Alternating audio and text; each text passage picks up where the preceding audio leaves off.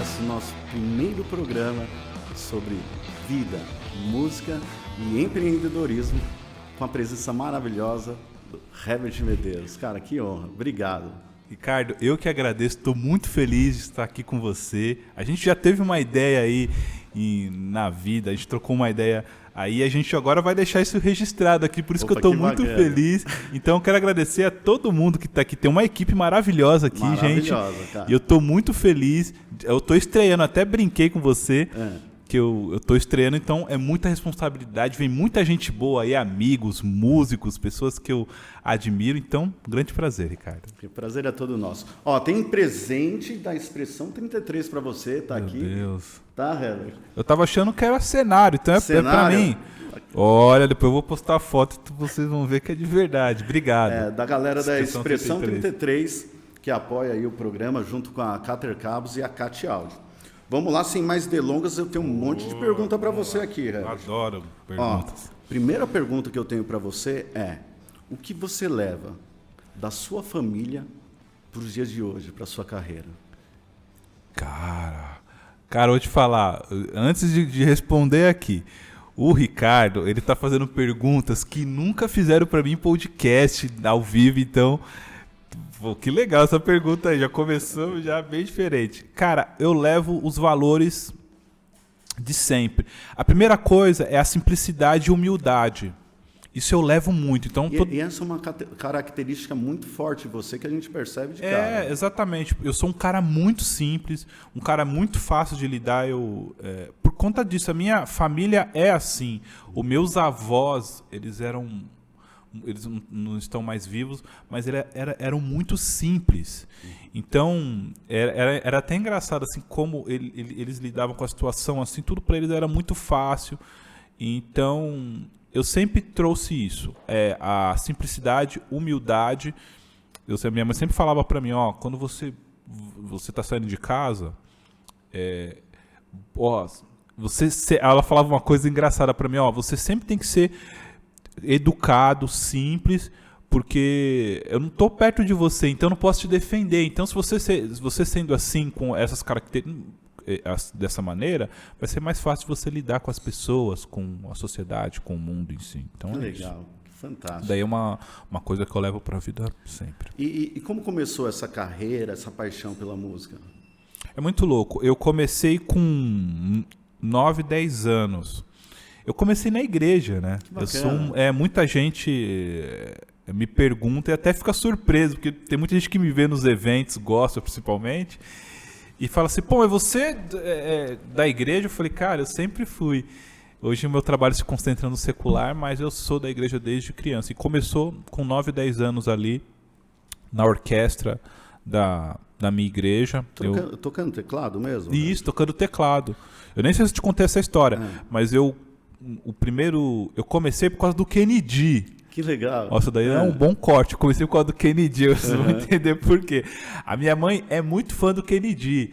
Pô, também um cara bonitão, loiro, olhos claros, tocando sax. Pô, era sucesso isso. Eu lembro que tava tocando no programa da Xuxa. E aí de manhã minha mãe falou, nossa, que lindo, eu adoro sax. Porque minha mãe é da Assembleia de Deus, uma igreja totalmente tradicional, que tem esses instrumentos. Né? Tinha orquestra, que tinha sax. Tem músicos fantásticos lá. Inclusive, exatamente. Inclusive a minha avó era dessa igreja, e eu ia com ela. E minha mãe sempre adorou sax e tal. E ela viu o Kennedy. E ela falou assim, era um sábado de manhã, nunca vou esquecer. Ela falou assim, nossa, que lindo, nossa, eu poderia tocar sax, né, Herbert? Aí eu falei, mas sax, não sei, né? Não sei, por causa dela.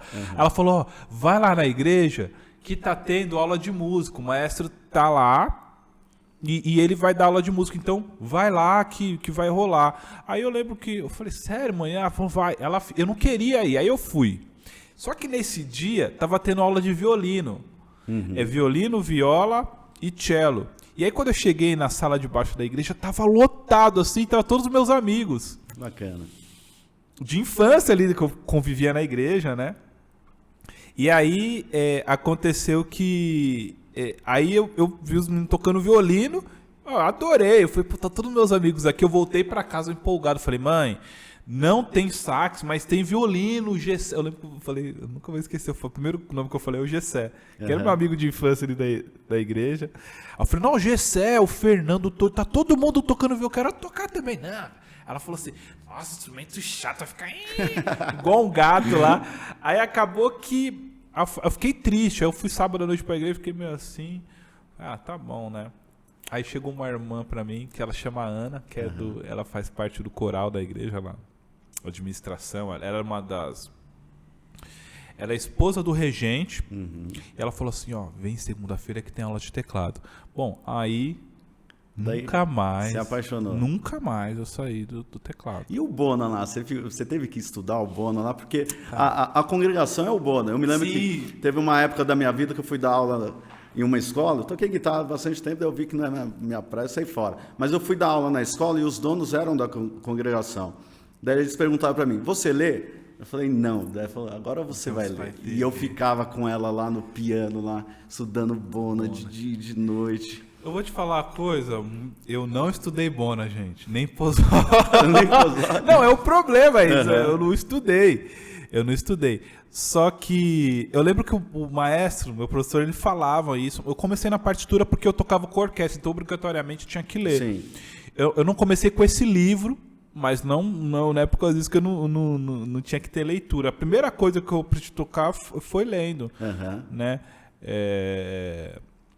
Foi por conta... Eu tinha que ler as partituras, só que eu não estudei Bona nem Pozzoli. Eu fui descobrir do Bona, do Pozzoli depois. Tanto que o Bona, se eu não me engano, ele é um livro que tem as rítmicas e também tem as melodias. O Pozzoli, se eu não me engano, ele é só rítmica. Isso. Ou vice-versa, não? Eu não sei. É isso mesmo, né? Isso mesmo. Porque o Pozzoli é laranjinha. Pô, adoro. Esse livro é incrível. E aí, aí eu lembro, tem uma história engraçada sobre isso daí. Eu vou falar que eu nunca falei isso na minha vida, porque eu tenho vergonha, sério. Eu tenho vergonha. Aconteceu o seguinte, uma vez eu dava aula de teclado já, né?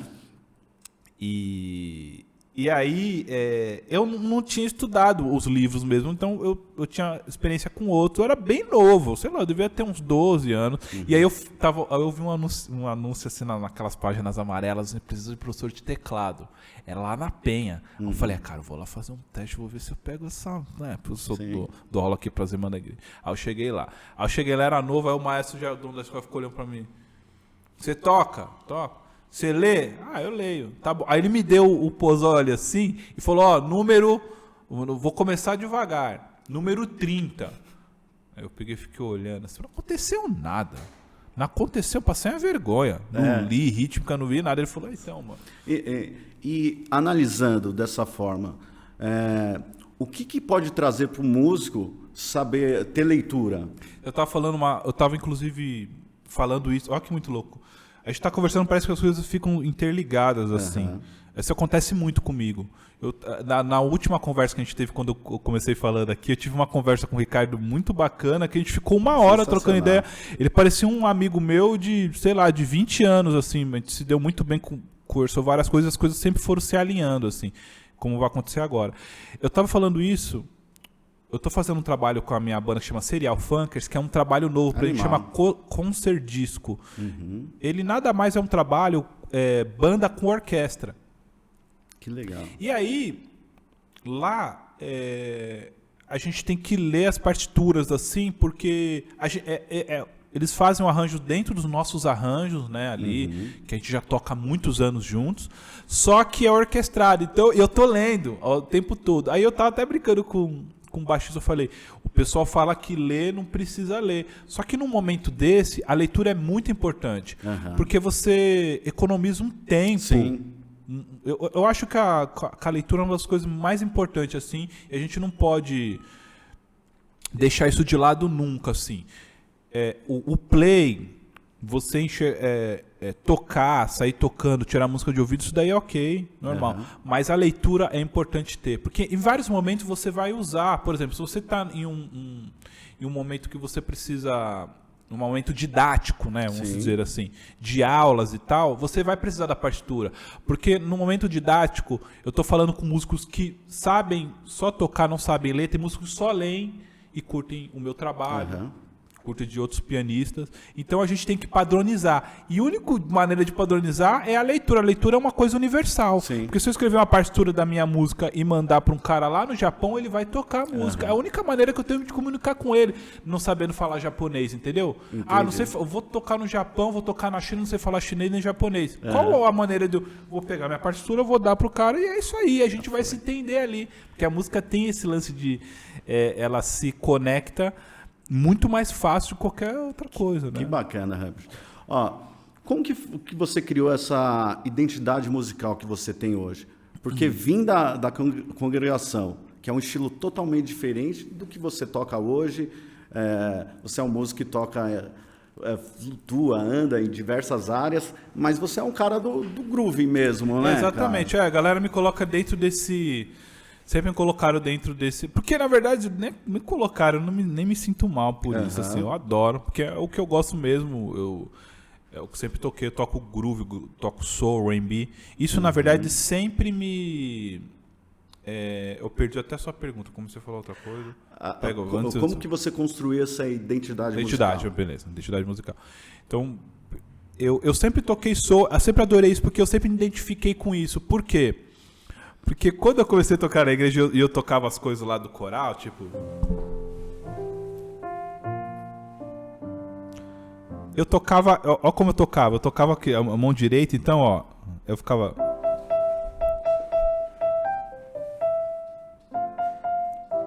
Eu tocava assim, era a mão direita melodia, a mão esquerda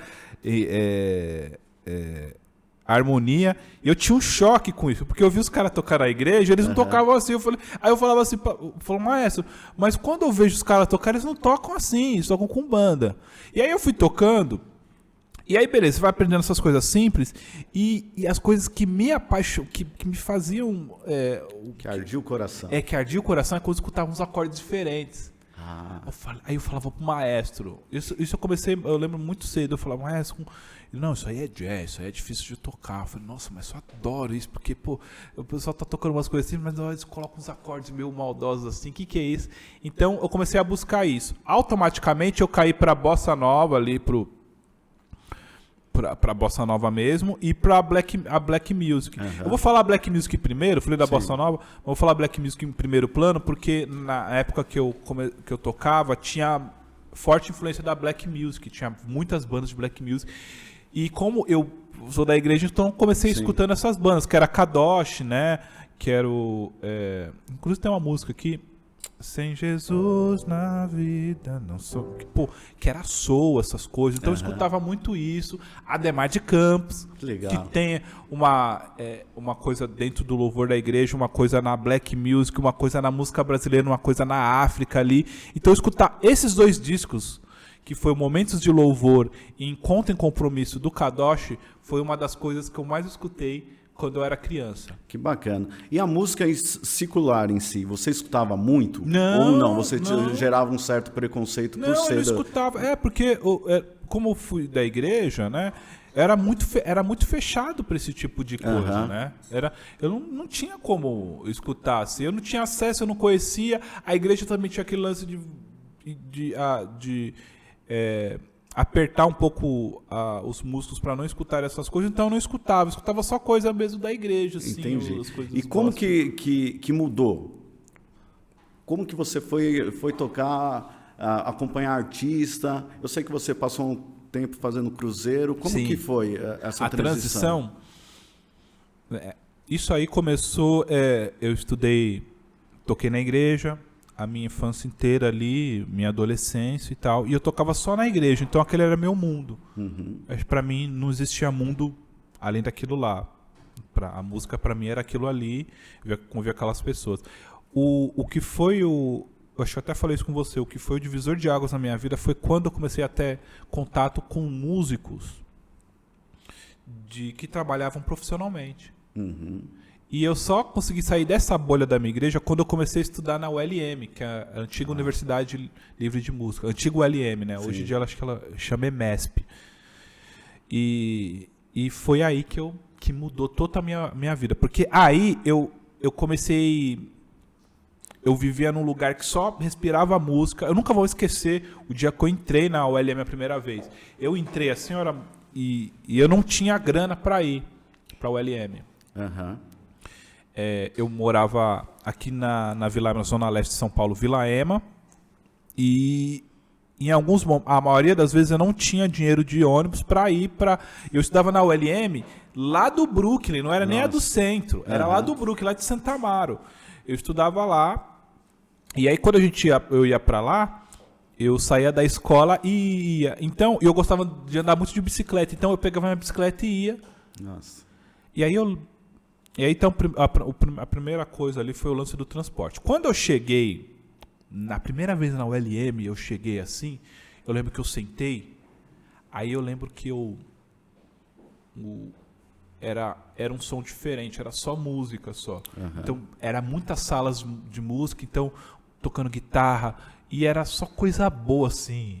Eu lembro que eram os caras tocando umas peças clássicas, os caras tocando tema de jazz. Quanto tempo você ficou lá? Na ULM, por incrível que pareça, muita gente... Eu não fiz um curso de piano popular, eu nunca fiz. Eu fiz cursos específicos.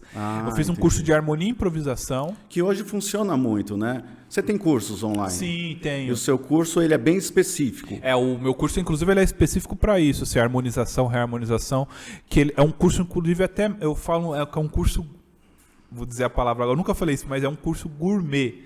Por quê? É um curso que eu fiz esse curso porque muita gente se identifica com o meu som. Entendi. Então, eu passei tudo aquilo que eu toco, da maneira que eu penso e coloquei nesse curso, assim. Inclusive, ele não é nem um curso ali do iniciante, porque quando você faz um curso desde o começo ali, você não direciona para um estilo. Então, eu já comecei da parte que a galera se interessa, que é o meu som. E aí, continuando ali o lance da ULM, foi ali... Eu fazia um curso de harmonia, improvisação, harmonização e improvisação e harmonia e improvisação, esse é o curso. E um curso de música aplicada à informática. Olha que louco isso. Então já tinha essa área do marketing em si ou não da gravação? Esse música aplicada à informática era de produção musical. Sim, bacana.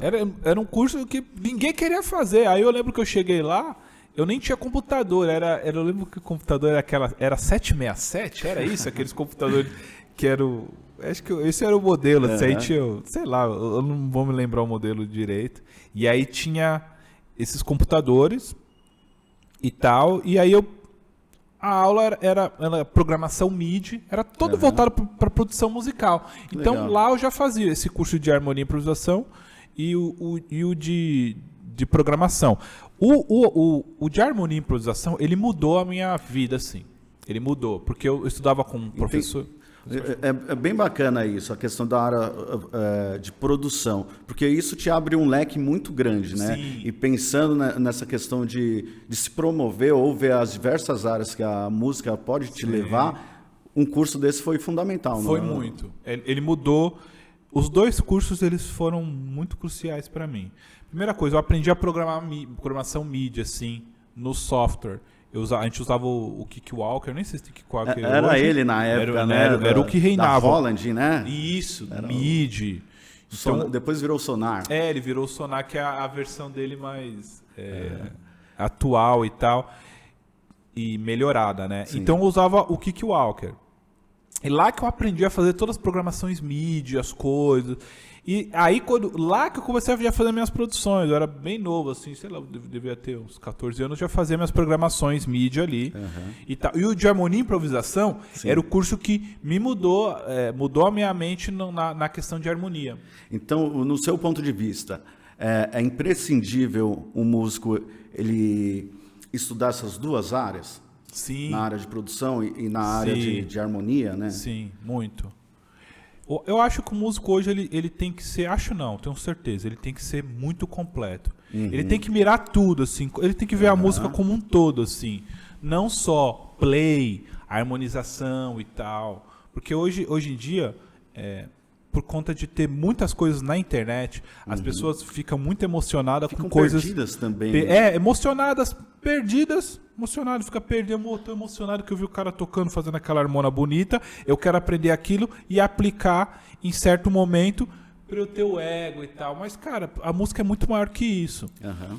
E quando você enxerga, pô, você pode fazer isso, mas você também pode produzir, arranjar, programar, porque isso vai abrir, abre um leque de trabalho gigante que, inclusive, a gente nem tem noção. Eu não tinha noção que esse curso de produção musical MIDI ia proporcionar hoje ia, na verdade, refletir no profissional de hoje, né? Essa é a palavra, no profissional da rentabilidade mesmo, né? Falando grosso. E nessa questão mídia, até questão de tempo, porque você está lá gravando, né?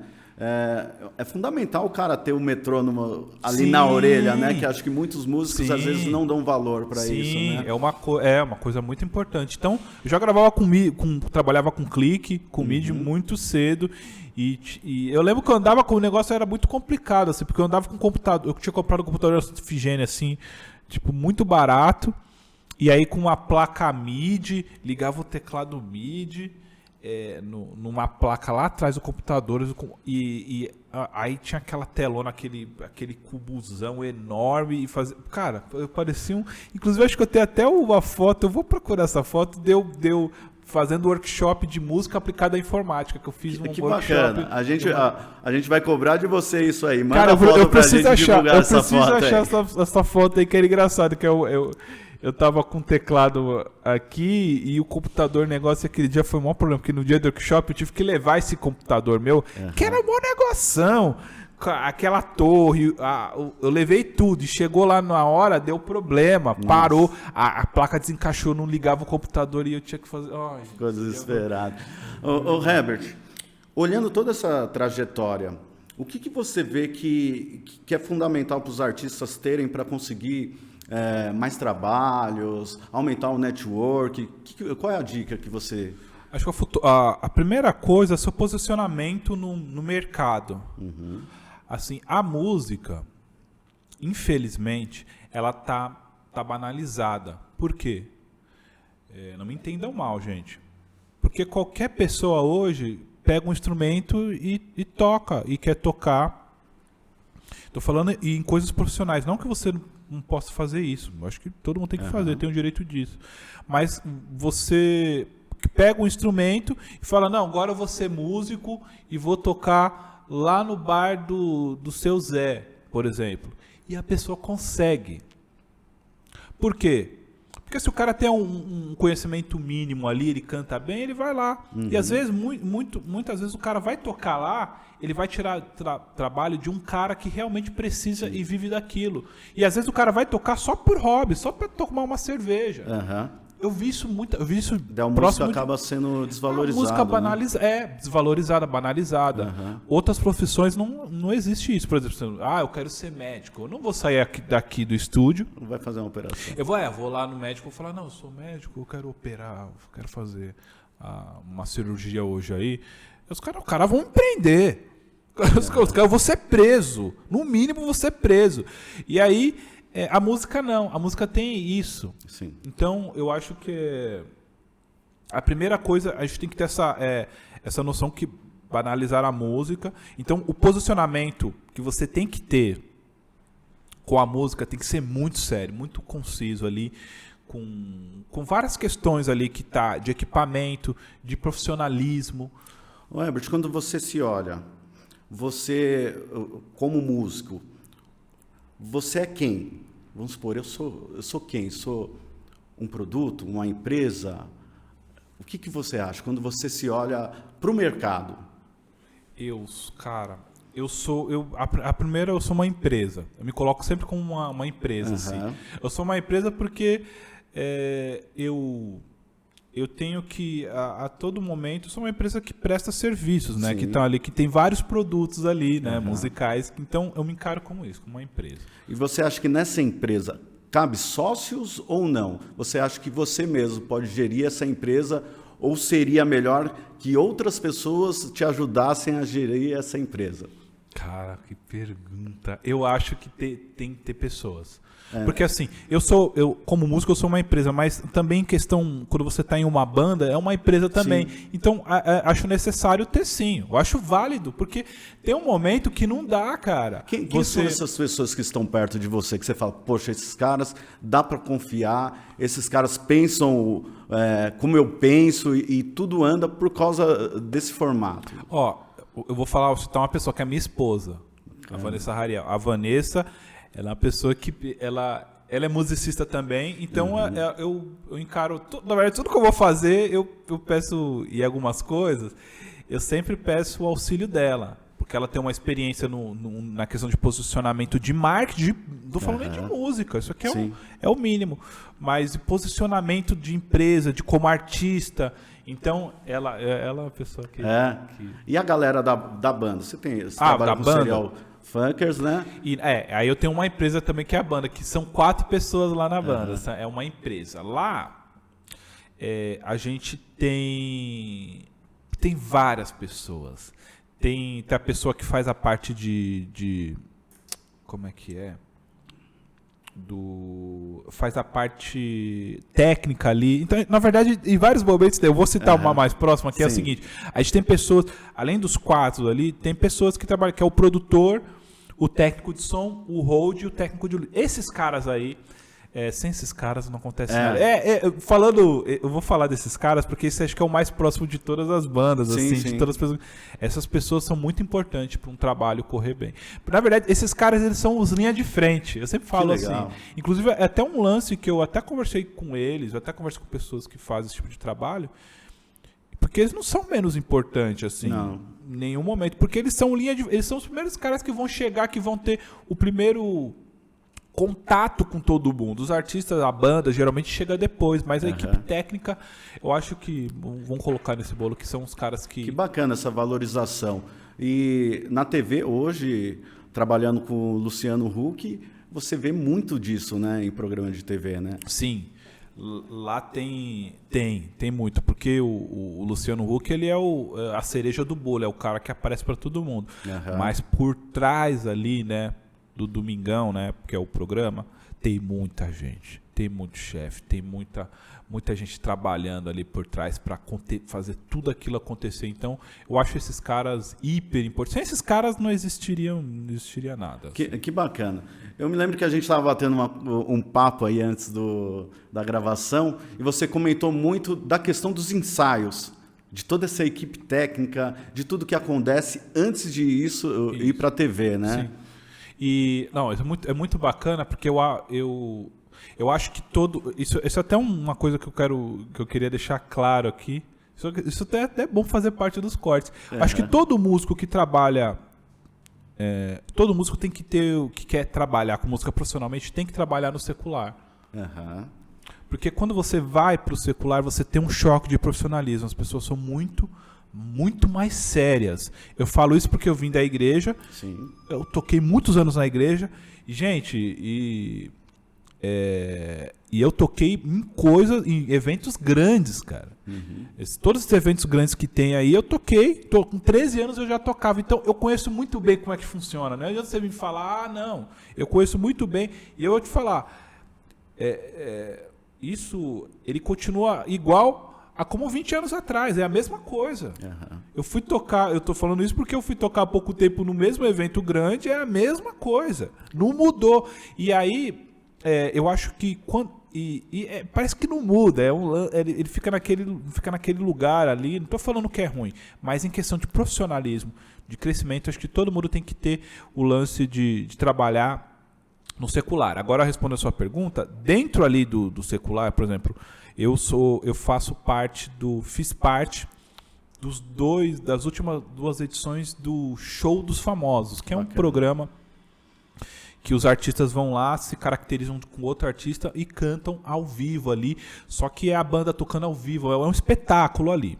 E para tudo aquilo acontecer, é muito ensaio, assim, eu até queria... não é nada ao vivo, o cara chegou, bateu e foi. Chega lá, toca, não, tem vários ensaios ali, é muito louco, assim, a gente tem um ensaio só com a banda, a gravação de base pro artista ensaiar, depois a gente junta tudo, ensaio com balé, e aí no dia que a gente vai gravar, que vai fazer o programa, a gente tem um ensaio geral e tem um ensaio com dinâmica. Eu até falei pra você que isso é muito interessante. Tem os ensaios normal, então, por exemplo, vou fazer um show amanhã.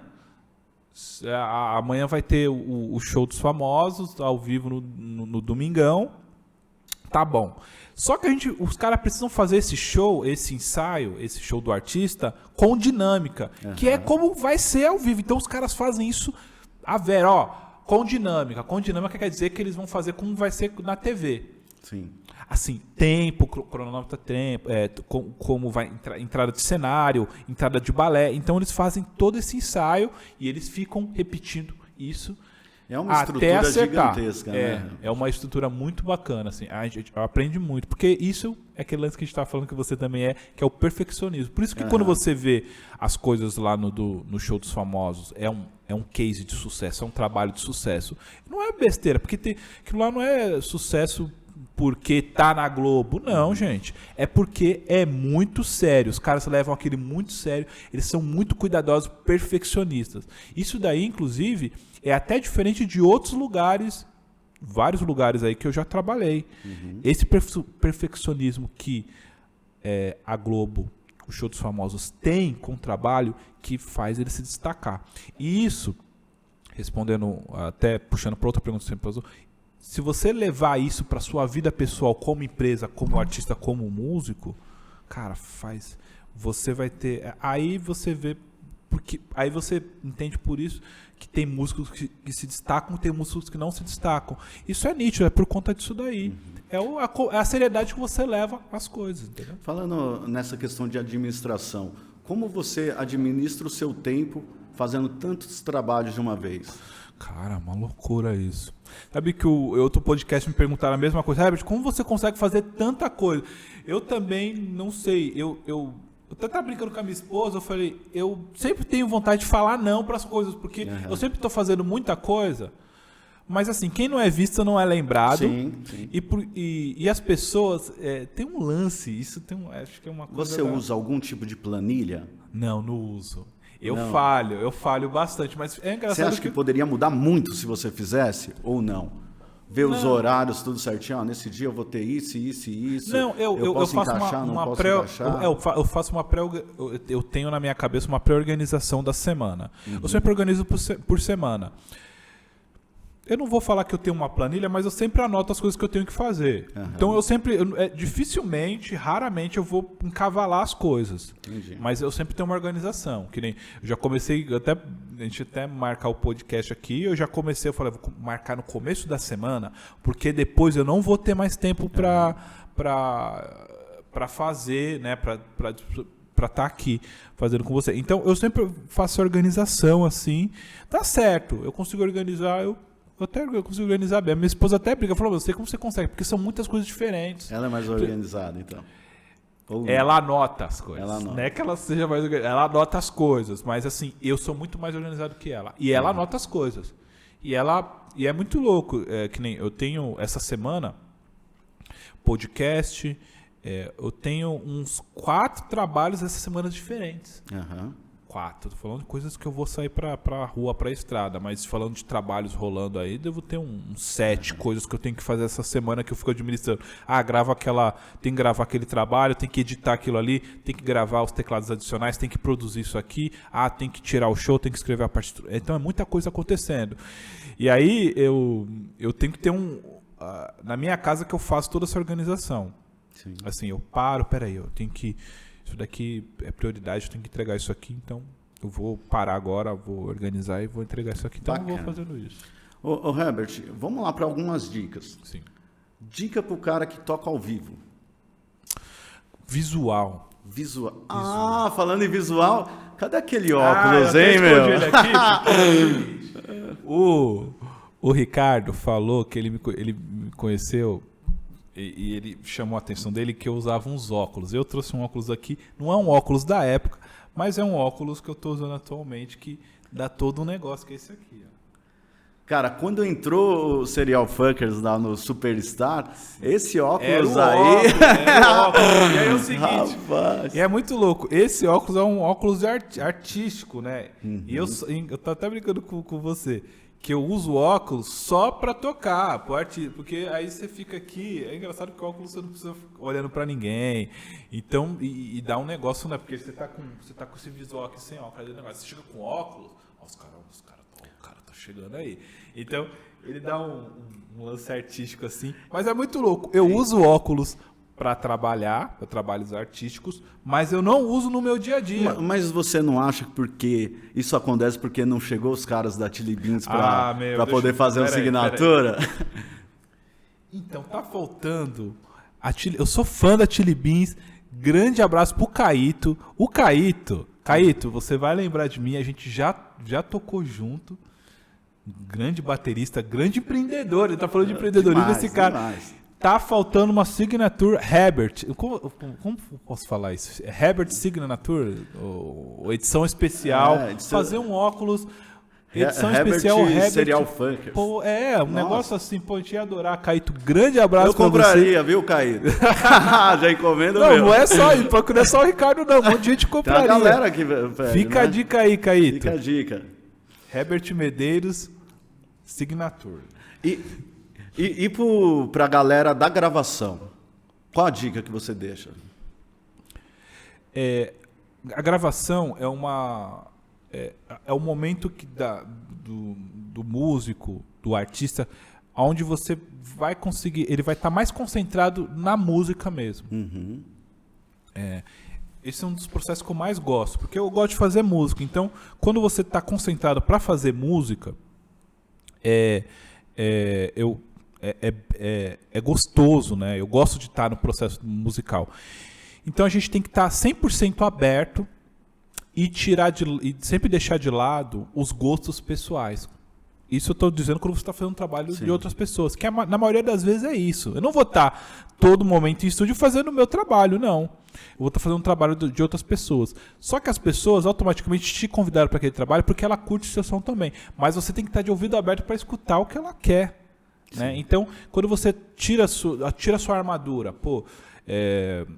eu tirei a minha armadura de todos os trabalhos que eu já fiz, de toda a minha história, e eu tô aqui com o Ricardo, eu quero escutar você, eu quero saber o que você quer para sua música, não o que eu quero. Eu vou dar umas dicas, mas eu quero saber o que você gosta, Ricardo. Isso é até o lance de trocar ideia. Eu sempre converso antes com o artista quando eu tô no estúdio. O que você gosta? O que você gostaria para esse som? Cara, eu gostaria, sei lá, de uma coisa meio soul, uma coisa que você já faz, só que um negócio brasileiro, sabe? Estou dando um exemplo aqui, mas tem vários disso. Então, acho que a primeira coisa é você tirar sua armadura, você ficar livre, escutar o cara e tocar pra música, não tocar pra você dentro do estúdio. Quando você é isso, aí você vira um Nathan East da vida aí.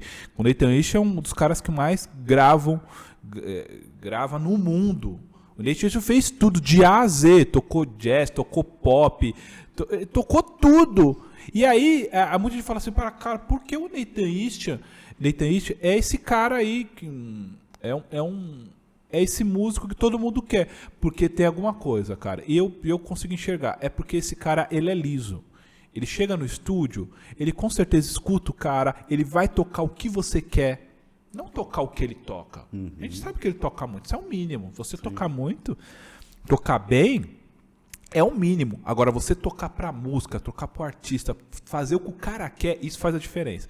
Porque isso daí, e você não precisa tocar, que não eu falei, você não precisa ser o genial. Não é isso. Se você tiver esse lance, quando você descobre isso, cara, é outro nível que você entra, assim. Porque as pessoas aparece porque as pessoas vão querer ficar próximo de você.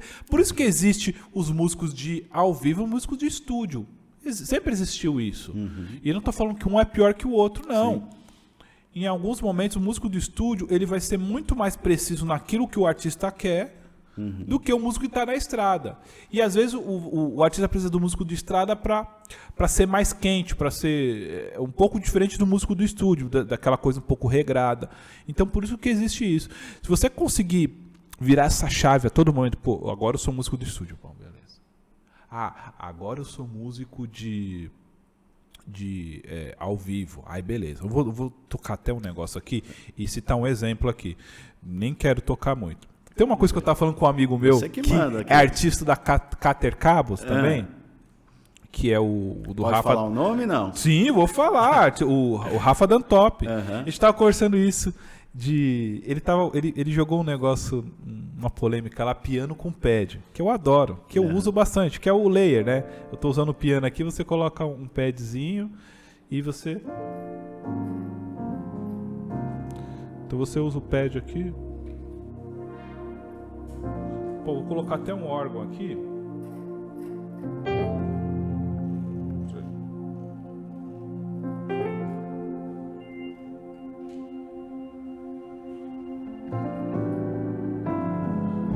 Ó.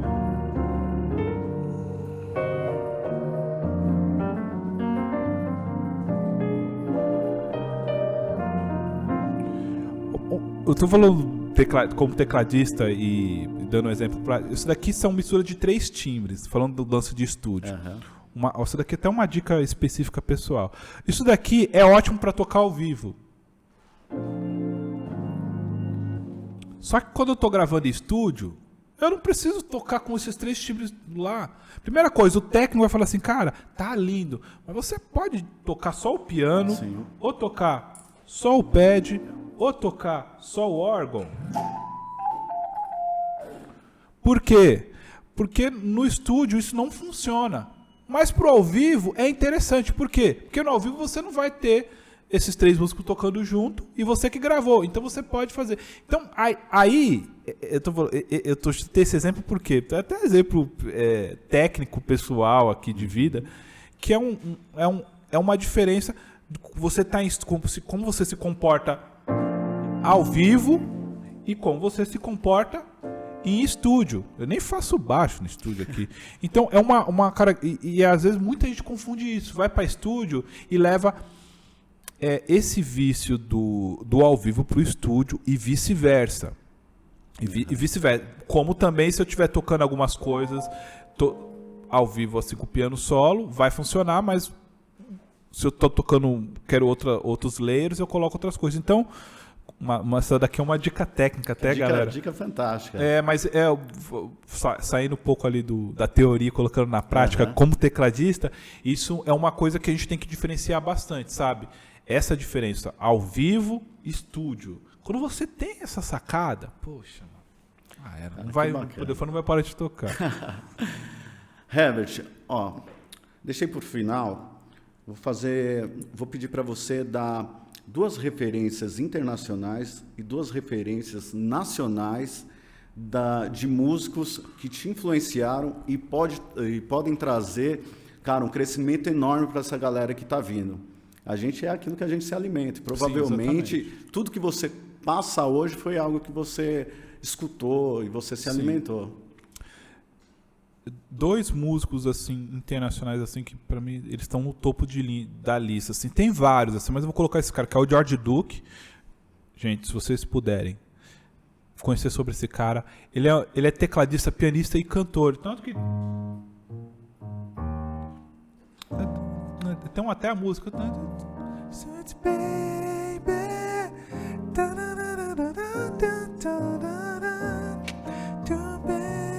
ele tem essa música, que inclusive é um disco dele com o Stanley Clarke, é isso? Stanley Clarke, que é o baixista lá, ele cantando, mas ele é um hiper tecladista, ele tem uma sacada que é o seguinte, ele é tecladista, muito tecladista assim, sabe de timbre, técnicas, ele é pianista, e tocando, tipo, tem disco de jazz dele tocando, é pianista, e ele é cantor. Tá no topo, pra mim, George Duke é o cara, assim. Ele coloca a mão no piano, assim, você chora. E outro cara é o Herbie Hancock. O Herbie Hancock, pra mim, ele é gênio. O Herbie Hancock, ele sempre foi jazzista, depois ele gravou o Headhunters, que é um lance que ele é muito tecladista, groove e tal. Nacional, eu vou citar... Cara, tem muita coisa nacional, mas eu vou citar o César Camargo. Assim, eu tô falando como tecladista, nem sei se é pra falar como artista, como instrumentista, mas o César Camargo Mariano, ele é um gênio da música, assim, ele é um cara que... Ele enfim, é muito completo, assim. Ele é pianista, ele é tecladista, ele é um cara que chama a atenção mundial, assim. Tocou muito tempo, muitos anos com a Elis. Um cara mundialmente conhecido, um cara respeitado. E tem outro cara também, que eu gosto muito também, que eu tô até falando dele esses dias, que é o Paulo Calazans, que é o tecladista que toca até hoje com o Djavan. Nossa, gênio, esse cara é incrível escutar. Escutar o disco dele é uma aula de tecladista. Então, muita gente não escuta, mas ele para mim, é incrível, assim, não tem nem que falar desse cara. E, pô, é isso. Eu falei 2 referências. Eu tenho muita mais. Eu imagino. Tenho outras. Mas para poder levar esse conteúdo tão precioso para essa galera. Sim. Uma pergunta pessoal minha. Sim, claro.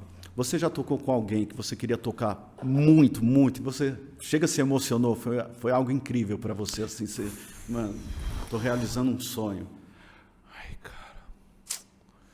Eu tenho que falar do Ed Mota. Ed Mota, acho que foi um lance quando eu toquei com ele. O primeiro dia foi... A gente ficou... Inclusive foi um projeto que a Serial Funks tem até hoje. A gente toca até hoje com ele por conta de um projeto que a gente fez que começou... Ele começou do nada, né? Essa é a palavra. Ele começou porque a gente foi fazer um evento e o contratante queria a participação do Ed Mota. Só que ele queria o Ed Mota com a gente. Só que aí eu falei, pô, Ed Mota não, ele sempre fica a banda dele. Só que o Ed Mota faz um projeto que ele vai sozinho com guitarra e piano e toca as músicas dele. E aí, nesse dia, ele tocou ia tocar umas 2 músicas com a gente ali, né? Pedido do contratante. Ele tocou, curtiu a banda. A gente ficou amigo. Ficamos amigos. E aí a gente tem um projeto chamado Serial Funkers Convida. Vários artistas e um deles é o Ed Mota. A gente tocou com ele. Inclusive, além de tocar nesse projeto Serial Convida, que a gente toca os maiores sucessos dele, a gente já acompanhou a base da banda Serial Funks, acompanhou o Ed Mota em alguns shows específicos. Que legal. Então, cara, eu lembro que a gente foi tocar a gente foi tocar... Eu vou até tocar aqui, que foi uma música do... Vamos colocar um phaser aqui. Pera aí. Não, já passei o phaser, eu vou voltar ele de novo aqui. Que é...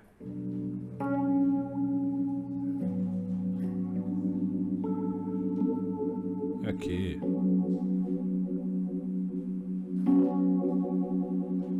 Que é essa música do último disco dele, que é o EOR, que é o...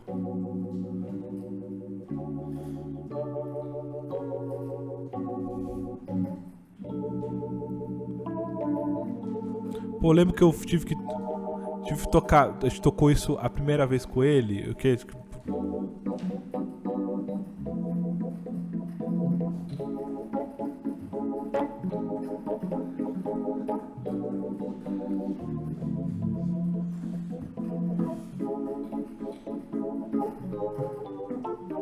até mudei um pouquinho aqui, Ed Mota, não fica bravo não. Então, mas isso aqui, eu lembro que eu tocando esse disco, que é bem bonito, eu lembro que eu tocando com um cara, pô, isso aí é fogo, assim. Eu não cheguei a ficar emocionado, mas eu fiquei muito feliz, assim, porque é um cara que eu escutei os sons, né, tipo...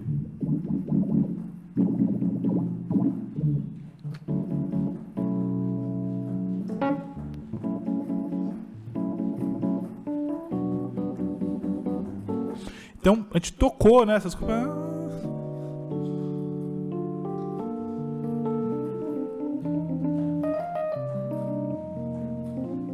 Então, a gente tocou essas coisas, eu aprendi muito. Eu vou falar porque ele é importante. Ele foi o cara que foi um dos primeiros caras que eu escutei fora da igreja. Que legal. De soul music, ele era uma referência pra mim, porque depois que eu saí ali do lance Ademar Campos, Banda Kadosh, uma certa fase também do Renascer Praise, com o Ney, Ronaldo Gomes, que família incrível, grandes pianistas ali, que eu escutando os caras, foi o Ed Mota, que eu escutei, que eu falei, pô, o Ed... Então, falei bastante, mas o Ed é o cara que, sem dúvida nenhuma, foi um cara que... eu sou admirador, fã. Hoje em dia a gente é amigo, a gente troca ideia, comenta uma coisa do outro. Pô, é fogo. E o cara é um cara muito legal para você conversar sobre música. Ele sabe muita coisa, assim. Cara, não tem o que falar. Que bacana. Ô, Herbert, a última pergunta. Eu tô aqui, eu vou puxando as coisas de você, eu gosto de aproveitar, mas só para deixar para a galera, qual é a importância do empreendedorismo na música? Ai, cara, isso é tudo. A gente, no começo, a gente quer... a música sempre vai na frente. É muito louco, porque quando eu saí da escola, eu lembro que no terceiro ano do ensino médio, as pessoas falaram assim, Herbert, você vai ser o quê? Eu falei, cara, eu vou ser músico. Aí todo mundo ali escolhendo as profissões e até falando por conta de custos, de valor. Quanto vai ganhar? Pô, isso daqui dá muito dinheiro, então eu vou fazer. Então, a sociedade, automaticamente, ela é direcionada por coisas, para trabalhos, para profissões, por ganhos financeiros. Mas a maioria das vezes essas pessoas, elas não é aquilo que elas gostam realmente de fazer. Entendeu? Isso é prova, é só você pegar o ônibus de manhã. Você acha que todo mundo está feliz lá? Não, aquilo lá é um loop da vida, que a pessoa fala assim, não, eu estou indo trabalhar porque eu preciso ganhar dinheiro, menos ganhando muito ou pouco, não interessa.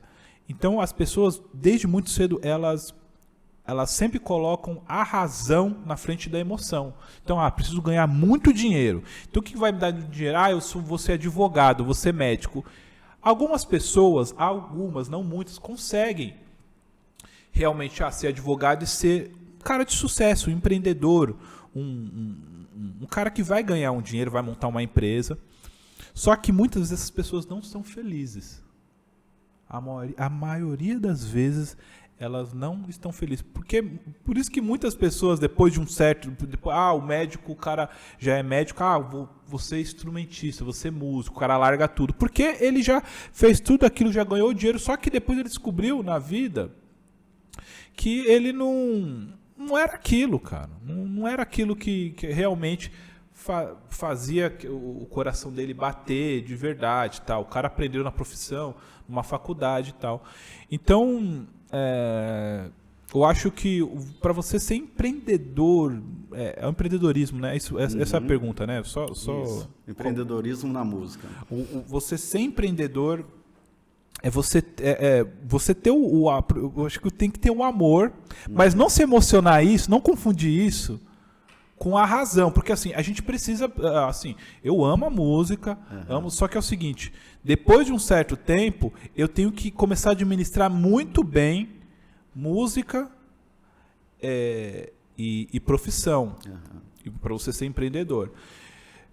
Agora eu vou entrar no lance de empreendedor. O lance de você ser músico e ganhar, isso não anula você ter outros investimentos, e você talvez até investir em outra profissão. Isso não tem nada a ver. Eu estou falando de outras profissões, estou falando não fora da música, não, dentro da música mesmo, que é o caso que eu estava te falando da produção musical. Sim. Quantos músicos, a gente estava conversando isso, quantos músicos no meio da pandemia aprenderam a gravar? Áudio, gente! Isso aí você tem que saber desde sempre. Só que as pessoas se ligaram nisso por quê? Porque foi uma necessidade, ninguém mais saía para o show. O que você precisa fazer? Você vai tirar o seu ganha-pão, vai ser da onde? Cara, eu só sei fazer música. Então, cara, que você sabe fazer música, o que você pode fazer dentro da música, além de só gravar, além de só ir para a estrada, e além de tudo, você já fez tudo isso, você vai ficar só ganhando dinheiro? Não, você tem que investir em alguma coisa, sei lá, um imóvel, um carro, uma moto, equipamento. Então... a minha dica para os músicos, para a gente ser empreendedor, gente, eu tive a pressa muito cedo disso. Eu lembro quando eu era criança, eu falava assim, cara, quando eu puder, quando eu estiver ganhando dinheiro, primeira coisa, eu vou comprar todos os equipamentos que eu quiser, eu vou querer. Eu vou comprar todos. E isso não é uma soberba não, gente, sabe? Porque quando eu comecei a tocar, Ricardo, eu não tinha nenhum equipamento. Tanto que essa viagem, até o técnico brincou pra mim. Ele falou, você deve ter um teclado velho quando você começou a tocar. Eu falei, não, deixa eu falar uma coisa. Quando eu comecei, eu não tinha teclado. Então, eu fiquei, sei lá, 2 anos sem teclado, com teclado emprestado. Eu lembro quando eu passava nas lojas, eu orava. De coração, eu orava, assim. Eu passava na Santa Efigênia, era a coisa que eu fazia, era o meu rolê, assim. Onde você vai? Sábado, vou lá de manhã, vou na Santa Efigênia, vou na Teodoro. Santa Teodoro Sampaio era mais longe. Eu ia na Santa Efigênia e eu passava, te juro, cara. Eu orava, esse é um dos teclados. Eu passava, o vendedor não tava, ô Senhor Jesus, eu quero ter esse teclado. Eu orava mesmo, cara. Orava. E Deus escuta as orações, cara. Eu sou uma prova disso, eu escutou porque... E eu falava assim, Jesus, quando você me der a oportunidade, não na questão de ser rico, não, oportunidade financeira, eu quero ter todos os instrumentos que eu gostaria de ter nessa época, ou quando mais pra frente, eu quero ter todos, assim, é minha vida isso, cara. Então, bom, aí falando... Encerra com uma música de gratidão. Vou falar, pô, meu, de gratidão por esse momento. Você tá louco, eu vou ficar... Eu agradeço a presença de cada um que participou aí com a gente desse episódio. Gente, eu quero agradecer, antes de tocar aqui, nem sei que eu vou tocar aqui, mas vamos lá. Eu quero agradecer você, Ricardo, a toda a equipe que me recebeu muito bem aqui, a esse cenário maravilhoso aqui. Eu mudei umas coisas aqui, eu trouxe meu teclado aqui, fiz os caras ligarem aqui, mas os caras foram super atenciosos. Eu quero agradecer o presente aqui. Pessoal da Expressão 33. Galera, muito obrigado. Essa caneca aqui vai chegar para mim uma ainda aqui. Vai sim. Teu chamado, tua vontade me entrega a minha felicidade. Isso daqui tem tudo a ver com podcast aqui, isso daqui cabe para todo mundo, com certeza, que vai vir aqui falar sobre esses temas super especiais aí. Então, gente, muito obrigado de coração. Quero agradecer a toda a equipe aqui e também quero dar um salve para todos que vão passar aqui, grandes músicos, empreendedores, pessoas que eu sou admirador e, enfim. Grande abraço. Muito obrigado, Ricardo, mais uma vez. Obrigado a você. Viu? Um grande amigo da música, da vida, um presente de Deus na minha vida. Muito obrigado de coração, meu irmão. Presente.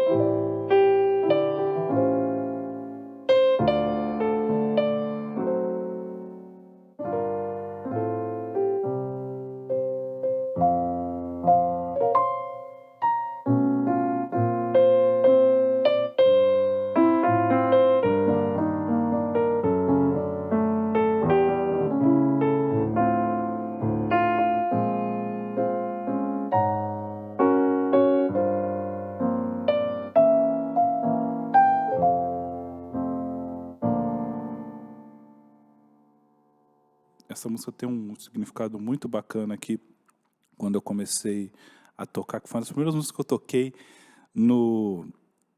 Na orquestra da minha igreja. Vou tocar para vocês aqui.